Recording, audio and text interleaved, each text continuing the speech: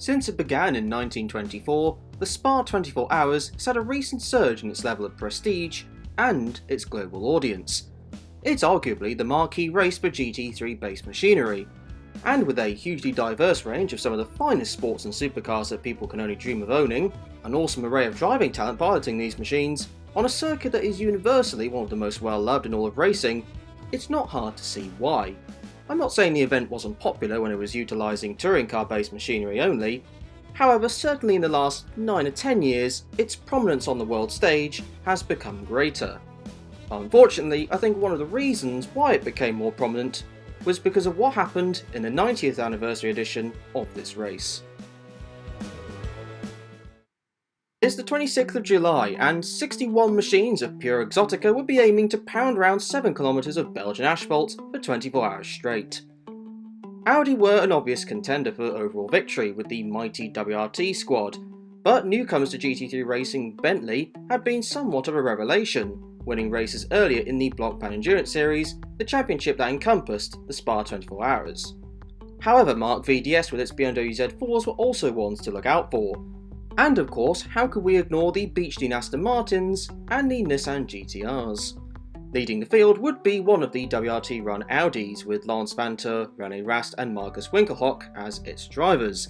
They would also be leading the Pro Cup class, where the driver lineup will more than likely be full of, well, pro drivers. Meanwhile in the Pro-Am Cup, the lineup for each car would have at least one bronze rated driver in its roster, whilst the Gentleman Trophy is pretty much all quote-unquote amateur drivers. With all that cleared up, let's crack on with the start of the race, with the field piling down to Eau Rouge. And although the directing for the beginning may have been suboptimal, it certainly couldn't mask the fact that the whole field got through without any issues. Quite remarkable driving by all of them to keep it clean, just as remarkable as the sight of them doing it. The number 1 Audi R8 of Lance Vanthoor would continue in the lead and would stay there for the initial part of the race. The first incident of the race? A small spin on the exit of the La Source hairpin with a Dakeen engineering Ferrari 458 driven by the Swiss pilot of Pierre Hershey in the Gentleman Trophy. A shame that all of the other incidents weren't like this one. Just inside the top 10 and a good battle was developing between the number 2 WRT Audi R8 and the number 7 Bentley Continental, culminating in a not at all nerve-jangling sight of the cars going side by side entering the Eau Rouge Raidillon complex. Discretion though the better part of valour on the Bentley side. Meanwhile, a mechanical issue befell the ART Run 99 McLaren, driven at the time by Kevin Estre, who then proceeded to turn into an interim mechanic. Who says modern day endurance racing isn't what it used to be back in the 60s? Drivers every now and again are still having to put their engineering knowledge into overdrive to help make the car drive. As the race went on, more mechanical issues and small incidents occurred, but just beyond the 90-minute mark, it was still the number 1 Audi leading, with 2 other Audis filling out the podium places. Then, the first major crash took place. The number 100 Ferrari in the Pro-Am class, driven at the time by Vyacheslav Maleev, clipped the inside curve a bit too much going through Eau Rouge, lost the rear end, and then careered into the tyre barriers at huge speed, utterly destroying the 458 Italia in the process. The car, then stuck in the middle of the track up a near blind crest, was thankfully not collected by anyone else, even with the safety cars taking a little bit longer to be deployed than people may have anticipated. Maleev got out of the car, despite the sketchy position, plus nearly tripping over a piece of ripped off bodywork, and was guided by the marshals over the barrier. The safety cars would be out for the first time and would stay out for over 15 minutes before being withdrawn. However, barely a couple of corners in on the restart, and flying debris would enter the camera shot, followed by the sight of an utterly eviscerated McLaren, driven by experienced sports car racer Tim Mullen. Tim was driving the number 101 Von Ryan Racing Pro entry, which had Rob Bell and Shane van Gisbergen in the lineup. Luckily, Tim was mostly unharmed, with a hospital visit only done for precautionary measures. The incident wasn't caught on camera, but the crash is believed to have occurred due to a tyre failure. The incidents, though, didn't stop. After nearly 30 minutes of clearing up, barely 30 seconds of green flag running came before another McLaren MP4-12C would suffer a huge impact. Back at the Eau Rouge Raidillon section, and the number 15 Pro-Am entry for the Boots and Gignon team would pile into the tyre barriers rear first, making mincemeat of the McLaren's engine and gearbox. The 85 Pro Cup Mercedes would spin and continue, but not much further than that afterwards. Luckily, Karim Mojer would get out of the car unscathed in what was the least spectacular of the three most recent incidents, which is saying something. At the bottom of the hill though, more chaos would ensue behind the safety car. The Pro-entered 66 Mark VDS BMW would hit the rear end of the Pro-Am Cup-entered number 11 Kessel Racing Ferrari. The 458 Italia would continue, however the BMW would be out of the top 10, and later on, out of the race entirely, which, considering the lineup of Augusto Farfus, Jorg Müller and Maxime Martin, was certainly one car that would have been a victory contender. After just over 10 more minutes of safety car, the green flag would come back out. Yet, almost unfathomably, about a minute later, more destruction occurred. This time it was more than just one car with massive damage, as an explosion of supercar pieces littered the top of the Eau Rouge Raidillon section once again. The number 50 Pro-Am Cup AF Corsa Ferrari of Andrew Danilov lost it coming up the hill and was stricken right in the middle of the track, with the 107 Beach Team Pro-Am class Aston Martin of Andrew Howard nowhere to go. The 16 Pro-Am Boots and Gignon McLaren spins in turn, whilst the 50 is still stuck in the middle of the track, where it gets collected by the GT Corse by Rinaldi Gentleman Ferrari, which then puts the 50 directly into the path of the 85 Mercedes, which doesn't avoid the accident this time.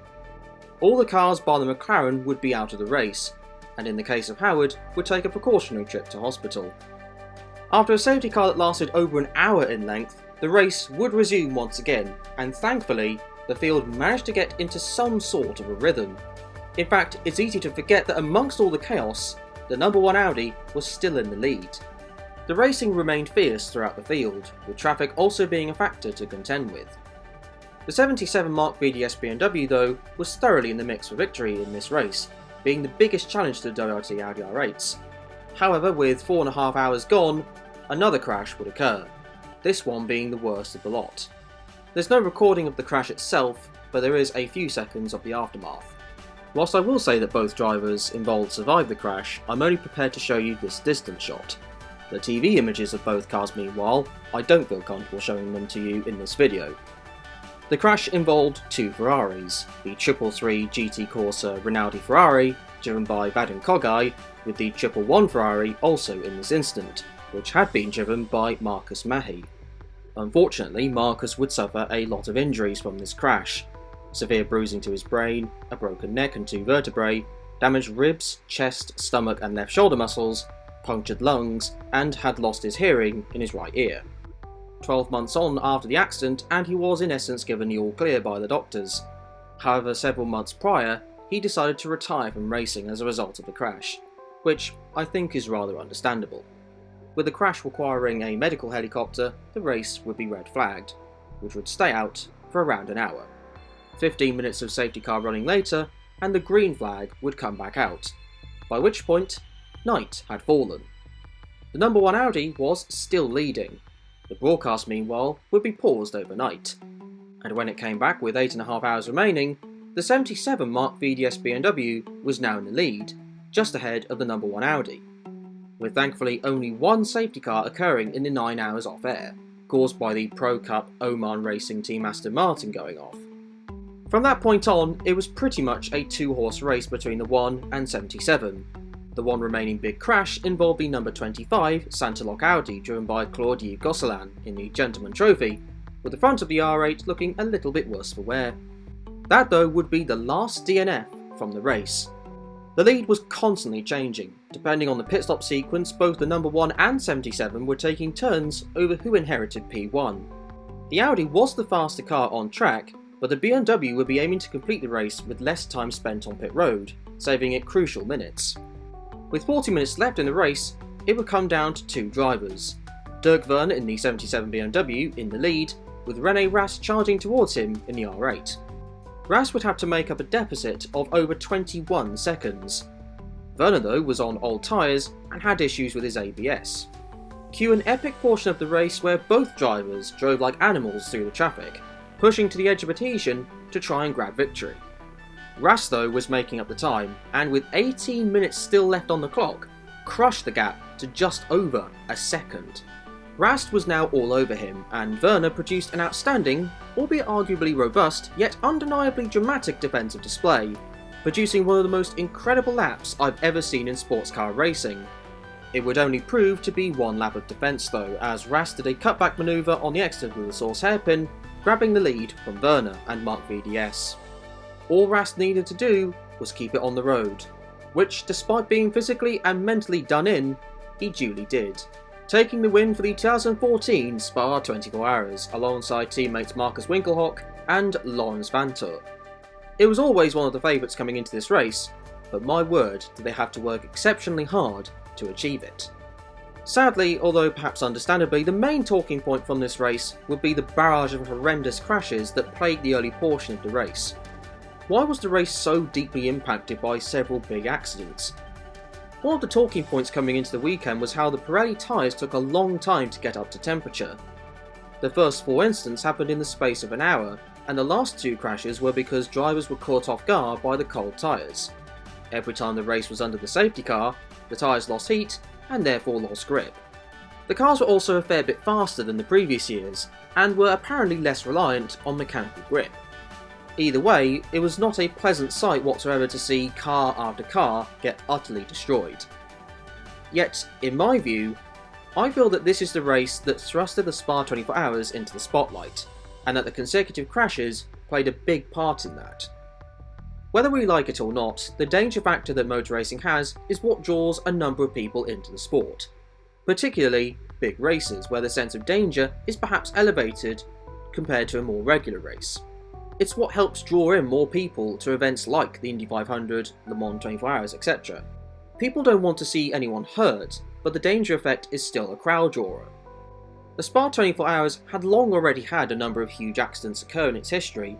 However, with the rapid-fire nature of these crashes and the subsequent attention this got on social media, the Spa 24 Hours benefited from this carnage in my view, albeit disappointingly so. I want to try and end this video on what I feel people ought to remember this race for. A titanic battle between 2 different yet very well run teams in 2 different cars with amazing driver lineups on differing strategies going hammer and tongs in the pursuit of sports car greatness. Be glad that everyone survived to tell the tale, but remember the thrilling conclusion to a 24-hour race where with 15 minutes to go, you couldn't predict who would take the honours. That though is going to be it for this video. Thank you very much for watching. What are your thoughts on this race and the events that happened throughout it? Say in the comment section down below. However, until the next video, enjoy this year's edition of the race, be kind to each other, and enjoy the rest of your day.